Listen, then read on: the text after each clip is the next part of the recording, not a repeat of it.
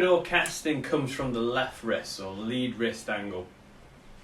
And this comes from when we get to this point here, we want to create this angle, this 90-degree angle, and on the downswing we want to keep that as long as possible. When we cast or scoop, scoops down at the bottom, we get to this point here and we lose it.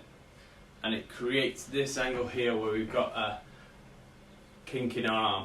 We want to feel like we're getting to this point where we've got a straight arm at impact. That'll give us a more consistent strike pattern, gives more distance, better trajectory, and a little bit more control over the face. So a drill to help that is to sort of train that left wrist to do what it should do.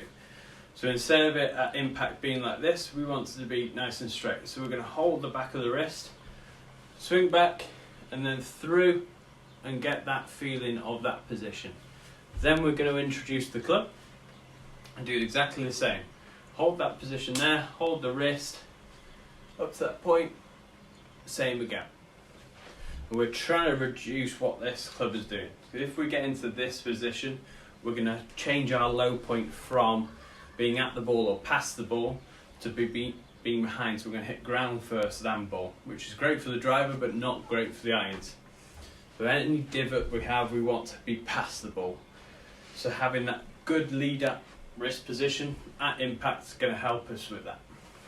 Another drill that will help you lead wrist is, I don't have a name for it, but it's going to be called the dragger. So you're going to place your club on the floor behind you. So if I move the camera down that way. So we're going to have the club behind us, take your stance, and then you're going to drag the club through. This is going to force you to push your hands forward. If we were to drag the club through, we can't if we're going to do this movement. So we're feeling this. We're stroking the floor, try and get that left wrist moving towards the target first rather than the club head.